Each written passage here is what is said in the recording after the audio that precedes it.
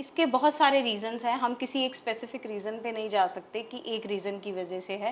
आजकल फीमेल्स में पीसीओडी और पीसीओएस बहुत कॉमन है। हमारा जो स्लीपिंग पैटर्न है वो बिल्कुल चेंज हो चुका है। लोगों को थोड़ा-सा अवेयर होने की ज़रूरत है, मुझे लगता है। जी। 16 आवर्स की फास्टिंग आपको रखनी चाहिए अगर आपको इसको क्योर करना है। ये सिर्फ पीसीओडी वालों के लिए नहीं है।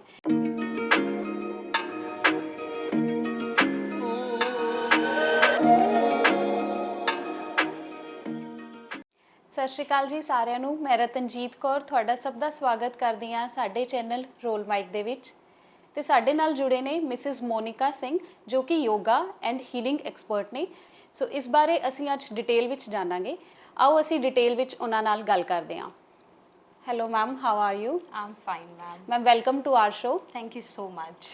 ਸੋ ਮੈਮ ਅੱਜ ਅਸੀਂ ਜਿਵੇਂ ਗੱਲ ਕਰਨੀ ਆ, ਅਸੀਂ ਆਪਣੇ ਦਰਸ਼ਕਾਂ ਨੂੰ ਦੱਸਣਾ ਚਾਹੁੰਦੇ ਹਾਂ ਕਿ ਐਕਚੁਅਲ 'ਚ ਜਿਹੜਾ ਯੋਗਾ ਹੈ ਉਹ ਕਿਵੇਂ ਉਹਨੂੰ ਤੁਸੀਂ ਕਰ ਸਕਦੇ ਹੋ, ਇਹਦੇ ਕੀ ਬੈਨੀਫਿਟਸ ਨੇ। ਪ੍ਰਾਣਾਯਾਮ ਬਾਰੇ ਅਸੀਂ ਅੱਜ ਤੁਹਾਡੇ ਕੋਲੋਂ ਜਾਣਨਾ ਚਾਹੁੰਦੇ ਹਾਂ। ਐਕਚੁਅਲੀ ਮੈਮ ਯੋਗਾ ਦੇ ਨਾ ਲੋਕਾਂ ਨੂੰ ਇਹ ਲੱਗਦਾ ਹੈ ਵੀ ਯੋਗਾ ਵਰਡ ਐਕਚੁਅਲੀ ਯੋਗ ਵਰਡ ਹੈ, ਜੋ ਜਿਹੜਾ ਸਾਡੇ ਏਂਸ਼ੀਅੰਟ ਟਾਈਮ ਤੋਂ ਆਇਆ ਹੋਇਆ ਹੈ। ਯੋਗ ਵਰਡ ਇਹ ਵੈਸਟਰਨ ਕਲਚਰ 'ਚ ਜਾ ਕੇ ਯੋਗਾ ਦੇ ਵਿੱਚ ਕਨਵਰਟ ਹੋ ਗਿਆ। ਹਾਂਜੀ। ਯੋਗਾ ਦਾ ਪਰਪਸ ਹੁੰਦਾ ਹੈ ਲਾਈਕ जोड़ना। योग का मतलब होता है जोड़ना। जी जी। लाइक आत्मा और परमात्मा का मिलन। बट अगर हम भागवत गीता की बात करें तो भागवत गीता में योग का अलग ही अर्थ दिया गया है। उसमें है कि एक अलग श्लोक है उसमें, योग कर्मसु कौशलम। इट मीन्स कि आप कर्म में कितने कौशल पूर्वक अपना काम करते हैं उसको हम गीता के अनुसार पढ़ते हैं। जी। अगर हम योगा के पार्ट्स के बारे में बात करें तो योगा में आप कह सकते हैं प्राणायाम है, आसनास हैं, थेरेपीज़ हैं। तो योग में बहुत वेरिएशंस हैं। लोगों को काफ़ी कुछ पता नहीं है प्राणायाम के बारे में। प्राणायाम का मतलब होता है प्राण प्लस आयाम। जी। श्वास, आयाम का मतलब होता है स्ट्रेच। जितनी लंबा हम अपनी ब्रेथ को स्ट्रेच करते हैं उतनी लंबी हमारी आयु जो है लंबी होती है। हम एक तरीके से हेल्दी जीवन करते हैं फॉलो। बट काफ़ी लोगों को पता ही नहीं है। प्राणायाम में भी बहुत चीज़ें हैं, लाइक भस्त्रिका हो गया हमारा, सूर्य भेदन हो गया जी। और कपालभाति हो गया, भ्रामरी हो गया, ये सारा प्राणायाम के ही पार्ट्स हैं। अगर हम बात करें कि योगा क्यों करनी चाहिए लोगों को, रीज़न है कि एक हेल्दी मेंटल स्टेट और फिज़िकल वेलबींग के लिए योगा करनी चाहिए। मुझे लगता है 5 साल से बच्चे को लेकर 70 साल 80 साल, देयर इज़ नो लिमिट। हर किसी को योगा करनी चाहिए और हर किसी के हिसाब से योगा उसको अपने आप को एक्सेप्ट कर लेती है। तो योगा मुझे लगता है बेस्ट पार्ट है लाइफस्टाइल का। तो मुझे लगता है लोगों को अपनाना चाहिए। तो मैम इसके बेनिफिट्स आप बताएं कि योगा और प्राणायाम के बेनिफिट्स क्या क्या हैं। देखिए योगा के अनलिमिटेड बेनिफिट्स हैं। कोई एक लाइन में आप उसको डिस्क्राइब नहीं कर सकते हैं कि इसमें आपको बता सकती हूँ मैं। अगर 5 साल का बच्चा करता है तो उसकी कह सकते हो ब्रेन एक्टिविटीज़ फास्ट हो जाती हैं, बच्चे की हाइट ग्रोथ, बच्चा कहीं ना कहीं हेल्दी एक लाइफस्टाइल चूज़ करता है। अगर हम प्राणायाम की बात करें तो प्राणायाम पूरा आप एक कह सकते हो ब्रीदिंग प्रोसेस है। तो जैसे आजकल हम देखते हैं बच्चों के अंदर अस्थमा है, का इशू है, तो वो कहीं ना कहीं हील होता है। बच्चे आजकल हाइपर एक्टिव हैं तो वो चीज़ें कंट्रोल करती हैं प्राणायाम। तो मुझे लगता है हर किसी के एज में योगा काफ़ी हेल्पफुल है। तो मैम जैसे आप पिछले 10 सालों से आप योगा सिखा रहे हो लोगों को, तो मैम आपके पास ऐसी कौन कौन सी प्रॉब्लम लेके आते हैं लोग कि उनको ये प्रॉब्लम है और जिनकी ठीक हुई हैं प्रॉब्लम? मैम देखिए आजकल बहुत सारी प्रॉब्लम्स हम देख रहे हैं। अगर मैं एक स्पेसिफिक प्रॉब्लम की बात करूं तो आजकल फीमेल्स में पीसीओडी और पीसीओएस बहुत कॉमन है। जी मैम। ये प्रॉब्लम आप कह सकते हैं इंडिया में हर 5वीं फीमेल के अंदर जी है मैम, बिल्कुल। और ये बहुत कॉमन हो चुका है। तो इसके बहुत सारे रीज़न्स हैं, हम किसी एक स्पेसिफिक रीज़न पे नहीं जा सकते कि एक रीज़न की वजह से है। आप कह सकते हैं फूड जो हम आजकल खाते हैं, प्रिजर्वेटिव फूड्स हैं या फिर जंक फूड हैं, ये चीज़ें बिल्कुल ही अनहेल्दी हैं, तो वो आप कह सकते हो पीसीओडी को बढ़ाती हैं। मैम इनकी क्या डेफिनेशन है, आप एक बार हमें डिटेल में बता दो। पीसीओडी में मैम आप कह सकते हो कि आपकी ओवरी में सिस्ट बनते हैं, उसकी वजह से आपका एग्स रिलीज़ नहीं होते, तो जी। वो पीरियड्स आने में उसको प्रॉब्लम होती है, पीरियड्स इरेगुलर होते हैं, जी। ये सारी इश्यूज आते हैं आपके पीसीओडी के अंदर। ठीक है मैम। और मैम पीसीओएस, इन दोनों में क्या डिफरेंस है? क्योंकि लोगों को ना इसके बारे में काफ़ी कंफ्यूजन है, या उनको पता ही नहीं चलता इस प्रॉब्लम के बारे में कि एक्चुअल में उनके साथ ये प्रॉब्लम चल रही है। तो इनमें आप डिफरेंस बता दो। मैम पीसीओडी और पीसीओएस ऑलमोस्ट बराबर ही हैं, ऐसा कुछ दोनों में कोई खास डिफरेंस है नहीं है। प्रॉब्लम सिम्टम्स कैसे होते हैं इनके, आपके हार्मोनल इम्बैलेंस हो जाते जी। हैं, वेट पुट ऑन शुरू हो जाता है होना, इरेगुलर पीरियड्स शुरू हो जाते हैं, जी। हेयर ग्रोथ बहुत ज़्यादा होती है, कई बार हेयर फॉल बहुत ज़्यादा होता है, तो ये सिम्टम्स आने शुरू हो जाते हैं जब आपको जी। पीसीओडी या पीसीओएस होता है। बट अगर मैं बात करूं कि रीज़न क्या है इसका हाँ जी। आजकल, रीज़न मैम अगर मैं स्पेसिफिक फूड की बात करूं जी। तो हमारी बॉडी जितने भी प्रिजर्वेटिव फूड्स खाती है, जंक फूड लेती है, चाहे वो पैक्ड हो, सील पैक्ड होते हैं, जी। चिप्स जी। आजकल देखते हैं, चिप्स, कोल्ड ड्रिंक, ये सब चीज़ें नॉर्मल हैं, तो ये कहीं ना कहीं जाके हमारी आंतों में फंस जाते हैं, और जब हमारा ब्लड सर्कुलेशन होता है तो पूरी बॉडी में वो सर्कुलेट करता है, वो जी। कहीं ना कहीं गंदगी हमारी ओवरी में जाके फंसती है, उसकी वजह से ये प्रॉब्लम शुरू होती है। सेकंड हम कह सकते हैं हमारा जो स्लीपिंग पैटर्न है वो बिल्कुल चेंज हो चुका है, जी बिल्कुल। ये भी एक बहुत बड़ा रीज़न है पीसीओडी का। और इसके अलावा हम कह रहे हैं हमारा लाइफस्टाइल इतना स्ट्रेसफुल जो लाइफस्टाइल है, ये भी पीसीओडी का ही पार्ट है, उसको बढ़ा रहा है। लोगों को थोड़ा सा अवेयर होने की ज़रूरत बिल्कुल। है मुझे लगता है इस चीज़ के लिए। तो मैम इसको हम कैसे ठीक कर सकते हैं? योगा के थ्रू या प्राणायाम के थ्रू हम इस बीमारी से कैसे छुटकारा पा सकते हैं? मैम बहुत सारी चीज़ें हैं जिसके जी। थ्रू आप अपने आप को इससे फ्री कर सकते हैं। फर्स्ट ऑफ ऑल मुझे लगता है हमें अपने लाइफस्टाइल पे चेंज लाना चेंज करना चाहिए, चाहिए बिल्कुल। क्योंकि अगर आप हेल्दी फूड खाएंगे तो कहीं ना कहीं वो एक आपका कह सकते हैं कि आपको धीरे धीरे क्योर करना शुरू कर देगा। और अकॉर्डिंग टू मी और इवन डॉक्टर्स वो कहते हैं एटलीस्ट आपको इंटरमीडिएट फास्टिंग करनी चाहिए, जी। 16 आवर्स की फास्टिंग आपको रखनी चाहिए अगर आपको इसको क्योर करना है। ये सिर्फ पीसीओडी वालों के लिए नहीं है, ये ओवरऑल सबके लिए है जी। कि एटलीस्ट 16 आवर का आपको फास्टिंग रखना चाहिए। बिकॉज रीज़न क्या है उसके पीछे, जब हम कुछ भी खाते हैं हमारी जितने भी बॉडी के ऑर्गन्स हैं जी। वो उसको डाइजेस्ट करने के लिए प्रोसेस में आ जाते जी हैं। मैम। बट जब हमारी बॉडी रेस्ट पे चली जाती है, कहीं ना कहीं ऐसा होता है कि जब हमारी बॉडी रेस्ट पे जाती है जी। तो वो सारे ऑर्गन्स जितनी भी हमारी बॉडी की गंदगी है उसको डिटॉक्स करने में लग जाते हैं। तो आई थिंक ये सबसे बेस्ट पार्ट है कि अगर आप इंटरमीडिएट फास्टिंग करते हैं। इसके अलावा आप आजकल जैसे हम सीड्स देखा है आपने, सनफ्लावर सीड्स जी। हैं, जी। कॉलीफ्लावर सीड्स हैं, ये चीज़ें ले सकते हैं।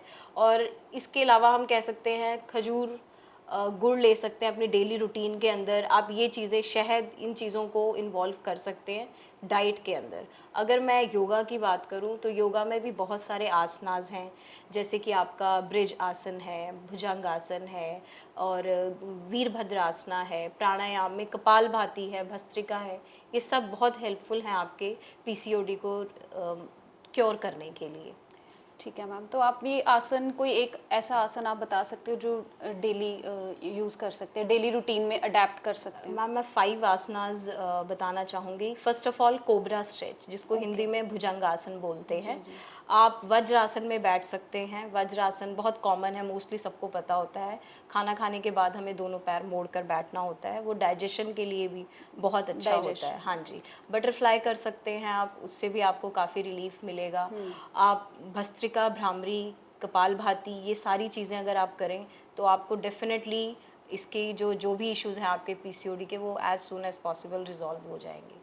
ठीक है मैम। तो आपके पास जितने भी आजकल लोग आए हैं आपके पास जो योगा सीख रहे हैं, तो उनकी कोई ऐसी आप प्रॉब्लम डिस्कस करना चाहते हो जो आपने ठीक करी है? हाँ जी बिल्कुल, डेफिनेटली। मेरे पास एक क्लाइंट है, उनका मेरा इंस्टाग्राम पे रिव्यू भी है। ईशा नाम है उनका। उनको अराउंड 10-11 ईयर्स से पीसीओडी था। तो वो मेरे पास 3-4 मंथ्स बैक आए थे। तो she was very worried about it कि मेरा इरेगुलर पीरियड्स हैं और मेडिसिन लेके ही आते हैं पीरियड्स। तो मुझे लगता है 3-4 मंथ्स में उनकी ये प्रॉब्लम रिजॉल्व हो गई। उन्होंने डेफिनेटली डाइट पे पूरा फोकस किया, मतलब जैसे डाइट मैंने उनको बताई वो फॉलो की। रेगुलर थे अपने योगा जी। सेशन के अंदर, ये बहुत बड़ी बात है, बिकॉज कंसिस्टेंसी होना ये बहुत बहुत इम्पॉर्टेंट ज़रूरी है। है जी। अगर आप कंसिस्टेंट नहीं होगे ना तो वो कहीं ना कहीं फिर लैग करेगा और आपको दिक्कत आएगी। तो ये है कि आपको एक कंसिस्टेंसी बनानी पड़ती है योगा के अंदर। तो उनका वेट भी I think 7 to 8 kg reduce हुआ, साथ साथ इसकी प्रॉब्लम भी रिजॉल्व हो गई।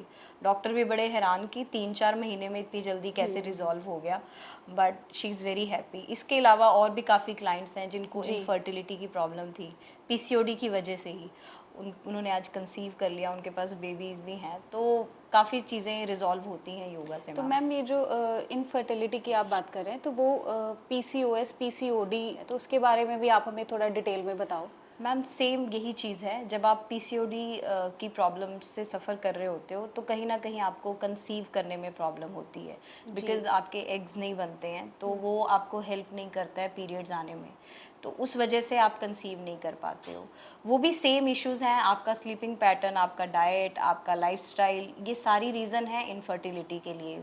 बट अगर आप योगा को अपने रूटीन में फॉलो करते हैं, प्राणायाम करते हैं, थेरेपीज़ लेते हैं, तो आपको रिज़ल्ट बहुत अच्छे मिलेंगे और मिलते भी हैं। मेरे काफ़ी सारे क्लाइंट्स को रिज़ल्ट जी। काफ़ी अच्छे मिले हैं।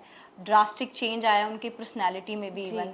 कुछ लोग बहुत स्ट्रेस में, डिप्रेशन में आती थी फीमेल्स, बट आज वो बहुत खुश हैं क्योंकि जो उनको चाहिए था लाइफ में वो अचीव किया है थ्रू योगा। तो मुझे लगता है योगा इज़ द बेस्ट, कि हर फीमेल को, इवन बच्चे को, बड़ों को, सबको अपनाना चाहिए।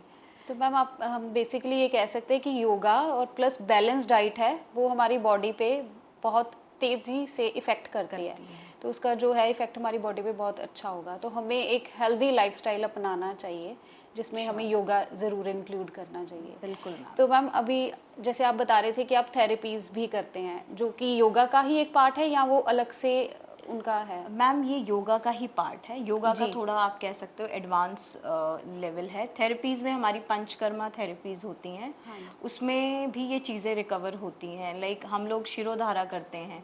शिरोधारा में जिनको स्ट्रेस है या जिनको नींद की प्रॉब्लम है, नींद नहीं आती है, जी। कुछ क्लाइंट्स हैं जो डिप्रेशन के हैं, जिनकी आई साइड वीक है या हेयर फॉल है, जी। उसमें हेल्प करता है शिरोधारा। अगर मैं पीसीओडी के लिए बात करूँ तो मड थेरेपी बहुत अच्छी है पीसीओडी के लिए। जी। वो बहुत हेल्प करती है। वो जितने भी बॉडी के टॉक्सिन्स होते हैं वो रिमूव करती है। वो जी। एक्चुअली मड ऑब्जर्व करता है टॉक्सिन्स को, जी। ब्लोटिंग को ऑब्जर्व करता है, तो वो काफ़ी हेल्पफुल होगा अगर पीसीओडी में मड थेरेपी ली जाए। इसके अलावा हम कह सकते हैं ठंडी पट्टी बहुत हेल्पफुल होती है। वो पूरी बॉडी के अंदर कवर किया जाता है, वो पट्टी पूरी बॉडी पे लगाई जाती है और वो 30 to 40 मिनट्स के लिए बॉडी पर कवर करनी होती है। तो ये सब थेरेपीज़ का ही पार्ट है।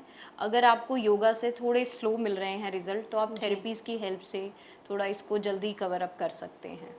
ठीक है मैम। तो आप कह रहे हैं कि योगा के साथ हम अगर योगा से स्लो आता है तो हम थेरेपीज़ की मदद से हम जल्दी रिकवर हो सकते हैं। तो मैम जैसे आजकल ना ये स्ट्रेस और एंजाइटी की प्रॉब्लम भी है, क्या हम इसको योगा से कम कर सकते हैं? श्योर। काफ़ी सारे बच्चे भी आते हैं मेरे पास, जी।